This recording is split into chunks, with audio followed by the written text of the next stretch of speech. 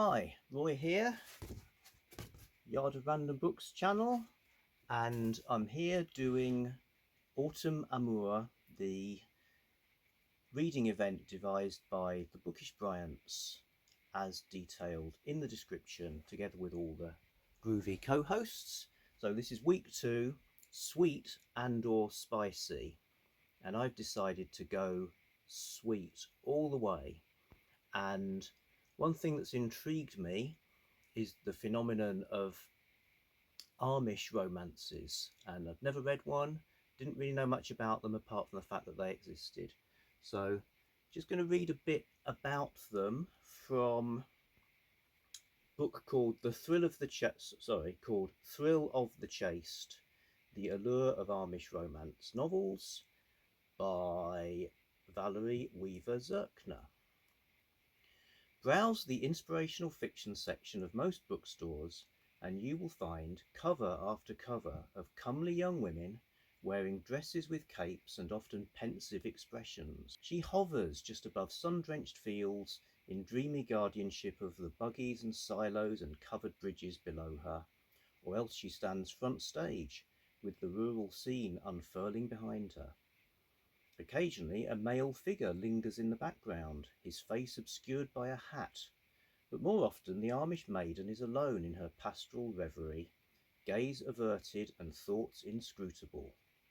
Demure as they may appear, Amish protagonists are annexing ever more real estate on the virtual and actual shelves of booksellers. Many Christian bookstores now sell more than 40 different Amish romance titles. My local store had 66 at last count. And these numbers don't include Amish-esque novels, inspirational romances about Mennonites, Moravians, Shakers, Quakers, Puritans, the Amana colonies and others that have been spawned by the Amish subgenre.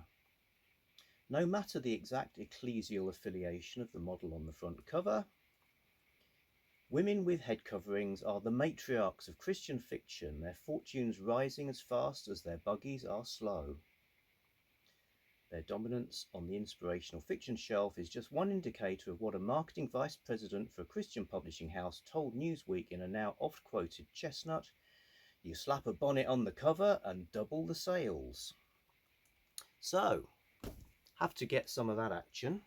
All of these I've read are online and all were Kindle Unlimited.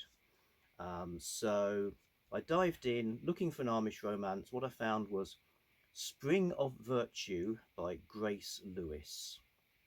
I think self-published, and Grace Lewis seems to have very professional operation, really nice covers, does the business with Facebook groups and all the rest of it.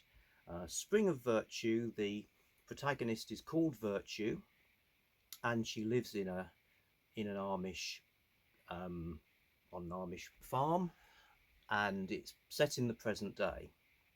So it's interesting that you kind of get almost like a fusion of historical and contemporary, in that it's the Amish are following long established traditions, not changing, whereas the outside world is always there, tempting the characters away. So there's some built-in kind of jeopardy.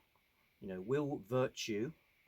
Now, Virtue is on her Rumspringer, which I gather is a kind of a allowed sort of period of running around, exploring the world that young people get to do.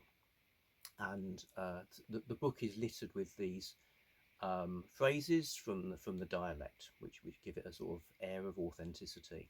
So she does go into a nearby town.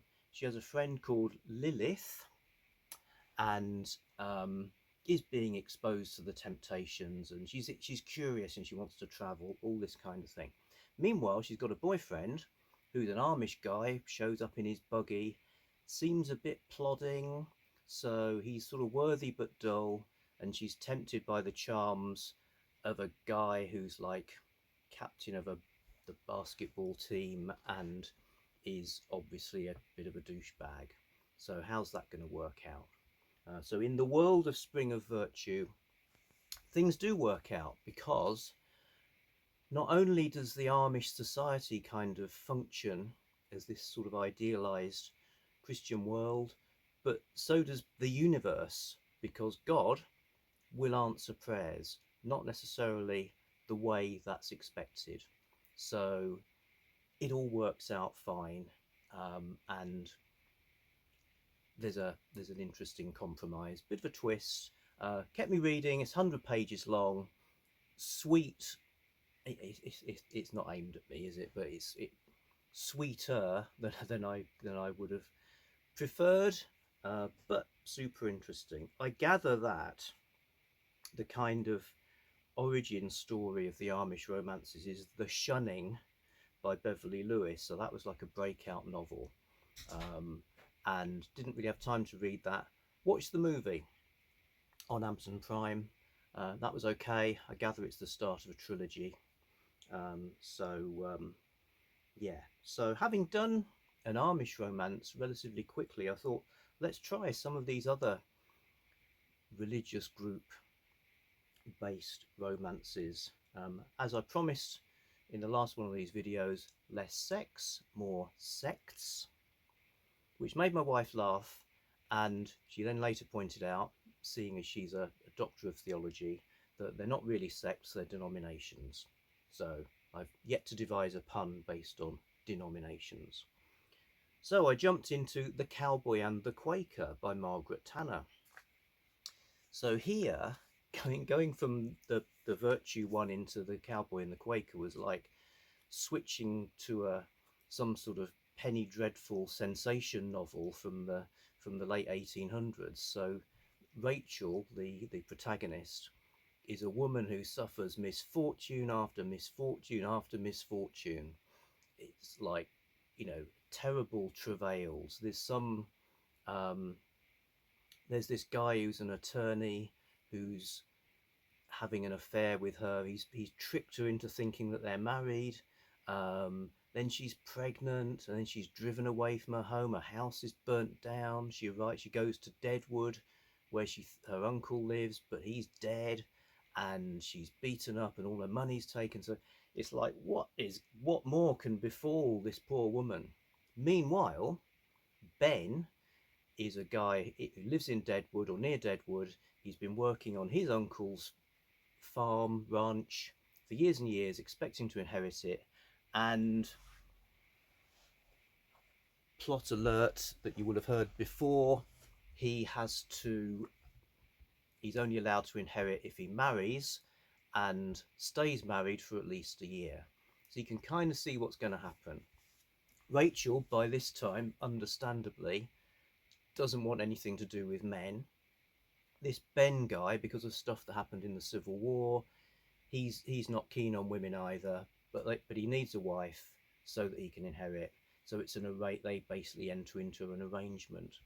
So it's a bit like another genre I haven't really read, mail order bride stories, where there's some kind of fix up that means people are thrust together. They haven't got romantic intentions, but how's it going to play out? Now, I was a bit disappointed.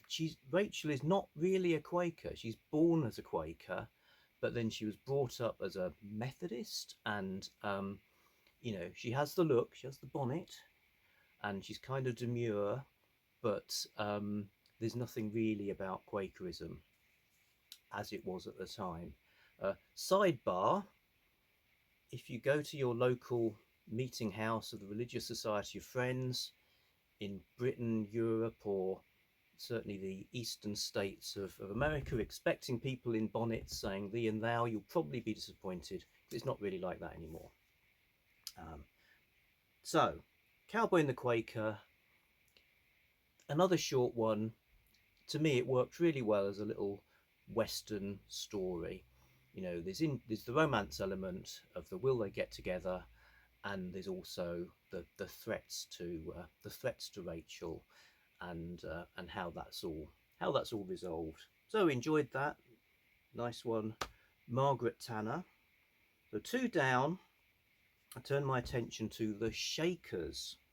Very different. So these groups, they have something in common in that they were closed off communities. They had kind of plainness, obviously Christian faith. Shakers are an interesting one because they followed a leader, Mother Anne, who was in their worldview the female incarnation of Christ. So original Christ, now you've got the female half as well, making prophecies, everything's coming to an end. So they're not allowed to marry. So it's not just that you've got to stay in the community. It's like they talk about committing matrimony. You know, you can't leave, you can't do that at all.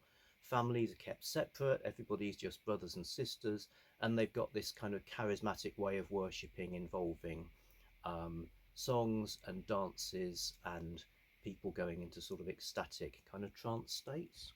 So there's lots and lots of interesting stuff there. The Outsider by Anne Gabhart is the one I read. It's a full-length novel, and it's really good. I mean, it works as a historical novel with a romance element. You're learning lots and lots about the Shakers, and the jeopardy comes. This is set in 1812, 1314. So there's war with the British. So basically, you've got a character, Gabrielle. She's been brought up in the Shaker community, and she's all for it. I do wonder what you're meant to think if this is part of a sort of Christian inspirational fiction uber genre.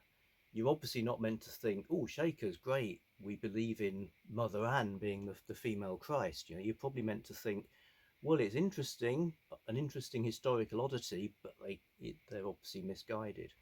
So you're kind of rooting for her to escape from the community, at the same time being fascinated by it, and kind of, you know, the community is almost a character, and I believe the sequels carry on same community over the decades.